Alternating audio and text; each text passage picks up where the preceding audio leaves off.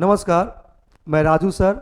आज की इस वीडियो में आदित्य L1 पे हम चर्चा करेंगे। हम सबको पता है कि आदित्य L1 सूर्य के अध्ययन के लिए लॉन्च हो रहा है और जब तक मेरा वीडियो रिलीज होगा तब तक ये लॉन्च हो चुका होगा।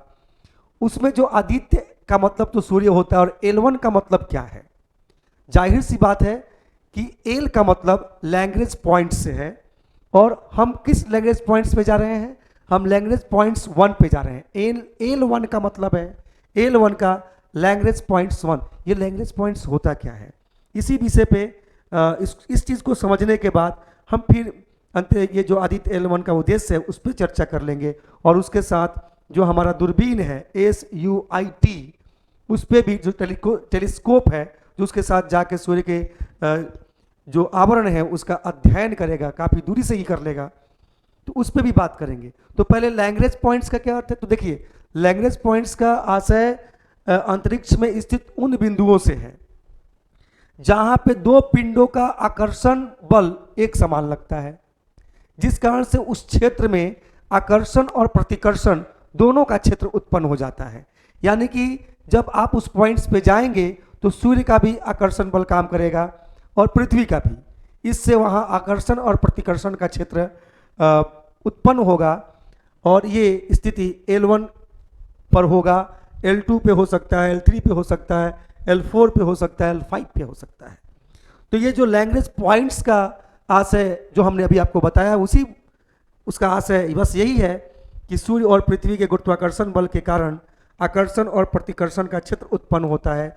वो बिंदु अंतरिक्ष के उसी पॉइंट्स को लैग्रेंज पॉइंट्स कहा जाता है और इसका नामकरण जो इतालवी फ्रांसीसी गणितज्ञ थे जोसेफ लुइस लैग्रेंज के नाम पर किया गया था। और ऐसे ऐसे लैग्रेंज पॉइंट्स कितने हैं? 5 हैं। सूर्य के अध्ययन की सुविधा से अंतरिक्ष में 5 ऐसे पॉइंट्स हैं जो लैग्रेंज पॉइंट्स हैं। L1, L2, L3, L4, L5 और अपना आदित्य L1 पहुंच रहा है कहाँ? L1 पर। इसी कारण से उस मिशन का नाम आदित्य L1 है।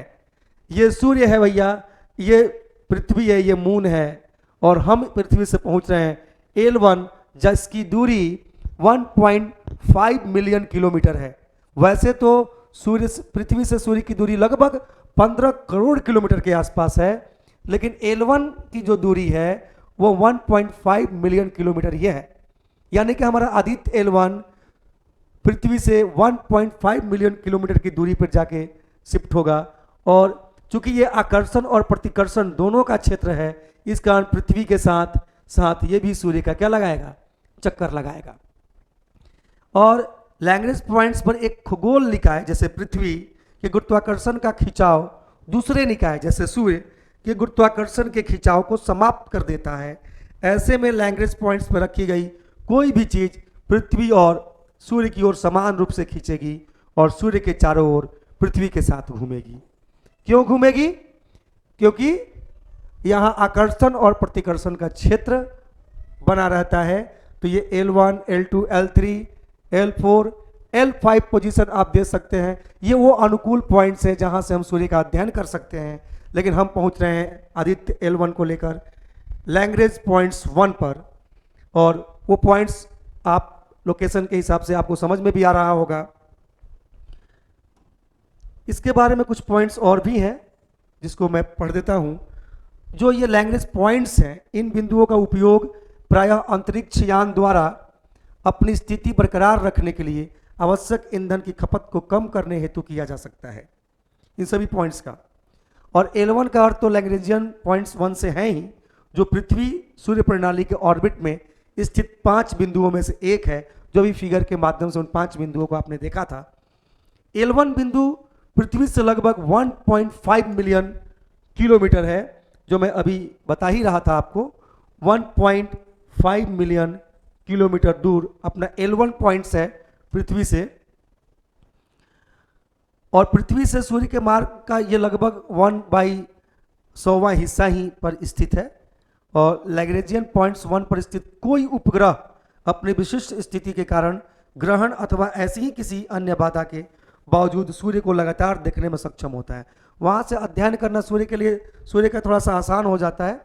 वहीं पे नासा का सोहो L1 भी उसी बिंदु पर है, L1 ही बिंदु पे। तो हमको लगता है कि सूर्य के अध्ययन के लिए ये L1 पॉइंट्स है जो ज़्यादा आसान है। इस कारण से मिशन आदित्य L1 यहाँ पहुँच रहा है, जो पृथ्वी से लगभग 1.5 मिलियन किलोमीटर की दूरी पे है।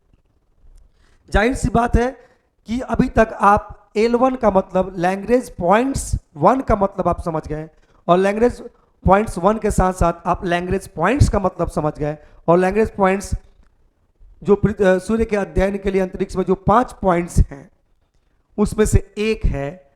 और अब हम आदित्य L1 और वो जो टेलीस्कोप सूट है उसकी भी चर्चा कर लेते हैं। लगे हाथों।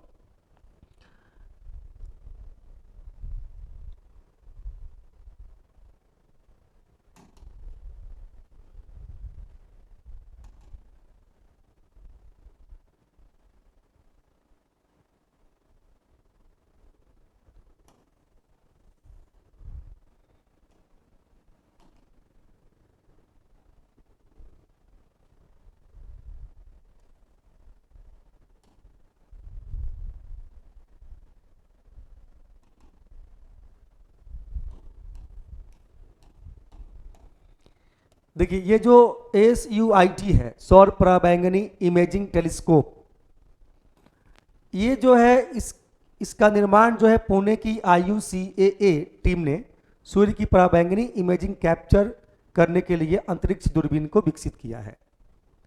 ये साथ में लग के जाएगा।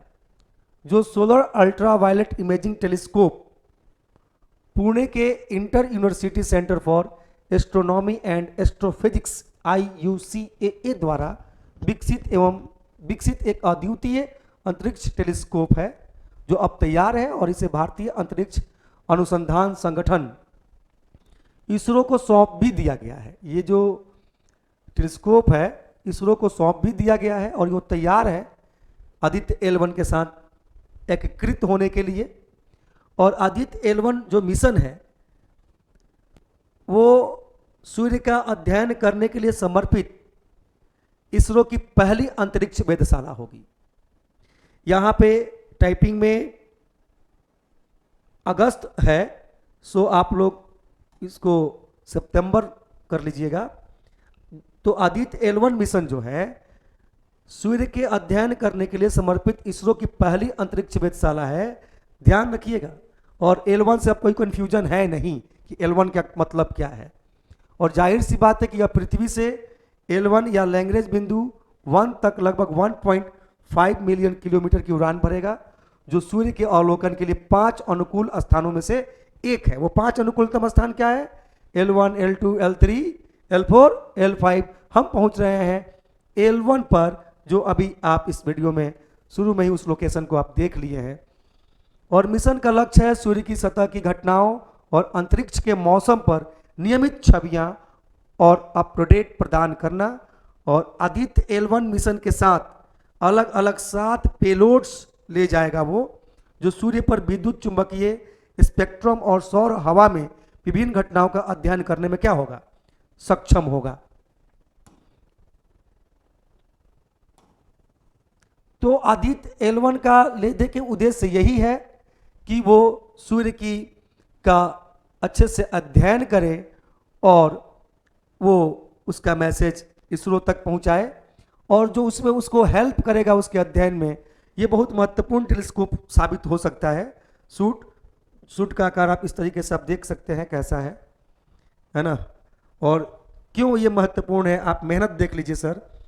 SUIT में 11 संकीर्ण और चौड़े बैंड पास फिल्टर के संयोजन के साथ एक ऑफ एक्सिस रीची 3 कॉन्फ़िगरेशन एंड जिसका उपयोग पराबैंगनी तरंग दैर्ध्य रेंज 200 से 400 nm में पूर्ण डिस्क और इमेजिंग के लिए किया जाएगा। मतलब कि छोटा से छोटा नैनो से नैनो पार्टिकल को भी वो बहुत अच्छे से कैप्चर कर सकता है।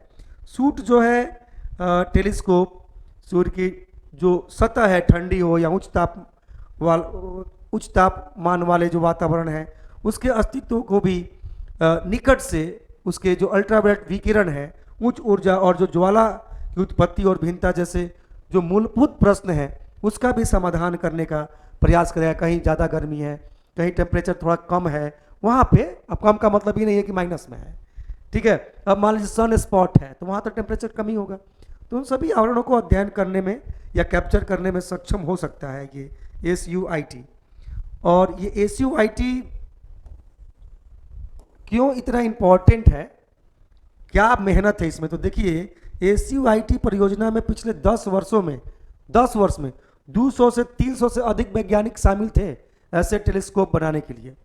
और ये टेलीस्कोप बनते ही अब देखिए आदित्य L1 मिशन अपने एकदम जगह पे है। हम बस लॉन्च होने वाले हैं, वीडियो लॉन्चिंग के साथ साथ या आदित्य L1 लॉन्चिंग के साथ साथ ये वीडियो भी लॉन्चिंग हो जाएगा।